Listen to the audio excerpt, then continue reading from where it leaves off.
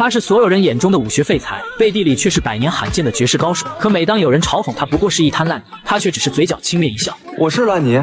烂泥就应该好好在地上打滚，然后再找一棵好大树抱着。看着眼前如此不思进取的师弟，大师兄也是一脸的无奈。本想以宗门杖责惩罚，哪想妹妹却突然挺身而出。毕竟也只有他知道哥哥的天赋是有多么妖孽。在这崇武修破的江湖，习武之人皆以修炼六魄为尊。可是寻常武者穷极一生，也都难以贯通六魄，但却有人生来即是六魄皆通。此等百年难遇的奇才，便是传说中的天行者。而陆平恰巧就是那天行之人，但也因此惹来灭门之灾。魔宗宗主为探究陆平身上的秘密，将他从小困禁于山海楼中，每日割腕饮血，苦不堪言。如此数十年，直到这日魔宗宗主闭关修炼，一神秘黑衣人闯入了山海楼，将陆平与他义妹救出。本以为终于能够重见天日，可哪想黑衣人也无法打开陆平身上的销魂锁魄。转眼就看魔宗追兵杀江而至，趁众人缠斗之际，陆平背起妹妹就赶紧逃离。二人一路艰难跋涉，但在这西域蛮荒之地，又岂会是靠徒步便能离开？幸好斋封堂堂主途经此地，两人这才死里逃生。此后为躲避魔宗追杀，陆平索性与妹妹一同入了斋封堂，更是为了隐藏身份，每日装作一副吊儿郎当、不学无术的废材模样。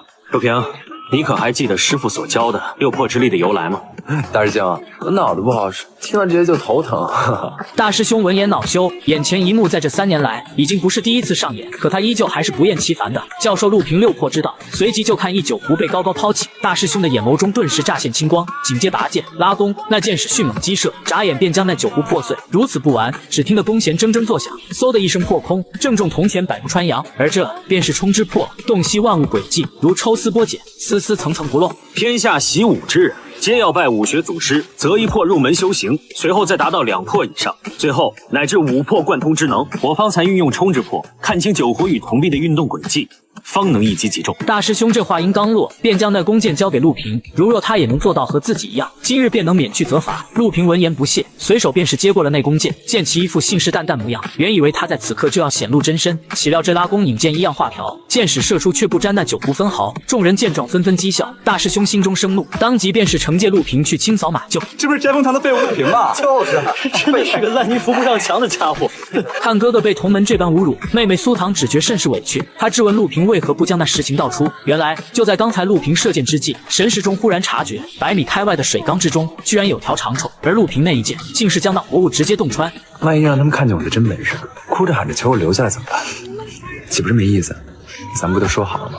找到文革城之日，就是我们离开斋封堂之时。苏唐似懂非懂的点了点头，自己与陆平从小相依为命，不论陆平说什么都是言听计从。第二天，师傅郭有道火急火燎的将大家聚集，只因镇上如玉楼的老板娘寡妇金如玉被山贼掳走，要做那压寨夫人。郭师傅向来怜香惜玉，哪里会舍得美娇娘，当即便要整个斋封堂倾巢而出。我这3脚毛功夫就不去添乱了吗？哎呀，打架不行啊，望风总可以了吧？只是陆平又怎会耐得住寂寞？看大师兄迟迟未归，他索性再装道圣闯入穿云寨，本想一睹金如玉美貌芳泽，谁料那红盖掀起，映入眼帘的却是另外一人。心中还觉疑惑，那金钗便已是扑面击射而来，随即就看寒光一现，女子持剑便朝陆平杀至，而他此举竟是为了追杀魔宗行者。你不是金老板？山海楼狂徒休想再逃！山海楼，岂料秦桑这话音未落，空中便又落下一人，此人便是真正的山海楼行者。秦桑这才意识到是自己打错了人，当下也不及解释，转身便向行者提剑而去。交手间，大师兄已是看出秦桑所使的竟是将门秦家的流光飞舞，便已知晓是官家情人，本想上前助秦桑一臂之力，可这魔宗的世间行者又岂会那样不堪？不过片刻，二人便是不敌，大师兄被一招击飞，而秦桑此刻更是有性命之危。就此时，陆平闪身将至，踏步腾空夺白刃，一剑划伤行者手臂。眼看不敌，魔宗行者便要逃离，哪想陆平早已是等在那树梢之上。你抓不到我的。功夫不错，可脑子不太好。山海令只会给你引来杀身之祸。被抢走山海令的行者又能活多久呢？陆平说罢便一跃而下，见其出言不逊，这行者出手便是杀招。只是他哪会想到，眼前的蒙面人将会是自己一生的噩梦。就看陆平快速运转周身魄力，那磅礴真气瞬间汇聚，紧接一拳轰出，那力道之威，竟将行者直接震退。不可能！古往今来，习武者最多只能贯通5魄，从未有贯通6魄之人。你到底是什么怪物？这个怪物就是你们山海楼制造的。不待陆平说完，行者便挺身一跃夺下了陆平面罩，这才看清，原来陆平就是当年从山海楼逃离的那个天生6魄贯通的天行之人。只可惜，既然看到了陆平容貌，陆平又怎会留其在人间？那一掌迅猛拍出，将这魔宗行者的5脏直接震碎。可正当陆平打算离开，秦秦桑却又追赶而来。即便已是知晓陆平并非魔教，可他亦是好奇，这面具之下究竟是何人？原本秦桑绝非陆平对手，可偏偏陆平身上的六魄之灵仅是能坚持一炷香的时间。随着那销魂所魄显现，陆平已是遇见不知，无奈之下，只好趁秦桑愣神之际，急速回手将其击晕，随后又将他悬挂于大树之下。只是陆平不会知道，自己这无意的举动，竟会将秦桑送入狼窝。这不是要替金老板嫁给我的小美人吗？你敢动我试试？动你！老子想动你我就动你！今晚就好好让爷几个出气。要不是贴身侍女及时赶到，秦桑恐就要落入山贼强盗的魔爪。那折辱我的山海楼贼子，我定要亲手捉住，抽筋扒皮，方能解恨。回到家后的秦桑立即发出了悬赏令，从城东贴到城西，是要活捉陆平千刀万剐。只是秦桑也没有见过陆平的真容，茫茫人海又去哪里捞针？谁料重金之下真有勇夫，此人自诩天下第一刺客，还信誓旦旦的承诺能找到陆平。另一只破空空如也，就该量力而行。看来人手无缚鸡之力，秦桑只道是来捣乱，正打算将他乱棍逐出，哪想莫林的眼眸中忽然一缕青光闪逝，此乃六魄中的舒之破感之贯通者，嗅觉味觉超常人万倍，甚至还能通百毒食百草。伴随那嘴角邪魅一笑，莫林便已清楚地知道秦桑今日的行踪。陈使你本出了门，身边除了这位姐姐之外，你还跟了4个男人。你们先是去了铁铺，然后沿着街巷从南到北绕了大半个漳州。胆知，甚至就连秦桑今日的吃喝用度，莫林也是一字不落的说出。可秦桑闻言依旧不屑，即便知道面具人是谁，可若是被其发现丢了性命，又有何用？哪料莫林只是随意一指，身边的丫鬟竟在瞬间倒地，观之唇色，居然是中毒。看莫林这般手段，秦桑也觉甚是欣喜，当即便是答应雇佣莫林。而莫林也凭借超乎常人的舒之魄，轻松锁定了陆平所在。原来在这儿啊！恭喜你，睡一觉，现在就结束。本以为一切不过是手到擒来，可莫林终究还是高估了自己。一个自幼贯通六魄的天才少年，又岂会没有感知？那一剑迅猛击射，竟是被陆平轻松避开。起初只道是机缘巧合，可下一剑依旧落空。莫林心中气急，哪想当他装填弩箭再看，屋内哪里还有陆平身影？但见一抹黑色一闪而过，莫林见状，紧忙起身去追。二人一路跑到后山树林，可无论莫林手中那弩箭如何击射，都无法击中陆平。无奈之下，莫林只得使出自己的独门秘籍。只见3张黄金卡牌铮铮作响，上面赫然写着天下第一刺客。无奈还是一无所获。果然是高手，竟然躲过第一波刺杀。